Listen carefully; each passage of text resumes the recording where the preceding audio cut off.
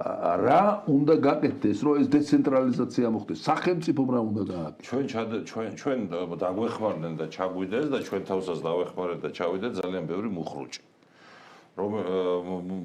რომელიც გაფერხებს ჩვენს განვითარებას. ერთ-ერთი არის ეს თვითმმართველობის ის ფორმა, რაც გვაქვს. ხო, ანუ რეალურად რეგიონს უნდა მივცეთ ძალა. ძალა რაშია? ბიუჯეტში. თვითმმართველობაში და ფულში. რა თქმა უნდა, ბიუჯეტი უნდა მიეცეს მხარეს და არა რაიონს და არა მუნიციპალიტეტს. რაიონს ბიუჯეტს მხარეს უნდა ყავდეს თავისი არჩევითი ორგანო თუ გნებავთ რა არის ანუ ასიმეტრიული ფედერალიზმზე საუბრო? ეკონომიკურ ფედერალიზმზე. ხო, ასიმეტრიულ ეკონომიკურ ფედერალიზმზე. კი ბატონო, ასეა და ისეც მოგვიწევს მაგ ფედერალიზმის ვითარების, იმიტომ რომ ადრე თუ გვიან აფხაზეთის და ცხინვალის პრობლემა როცა დაალაგდება, ფედერალიზმის პრინციპი დაალაგდება.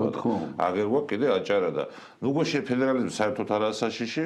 ხო, ნუ ეს ცრუ წარმოდგენა თუ ქვეყანა დაიშლება და ასე შემდეგ. არავითარი ეხლა როგორც ქართველები გადიან, ისე გადის ყველა და ეგ შიში არ არის. პირიქით ეხლა ინტეგრაციული მომენტი მეტია, იმიტომ რომ ენა ისწავლეს.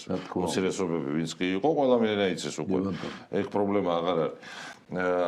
და ეს მოგცემს უზარმაზარ სტიმულს, რომ ეკონომიკა მოიქოქოს. მაგრამ ამავე დროს უფლებებიც უნდა გაუზარდო.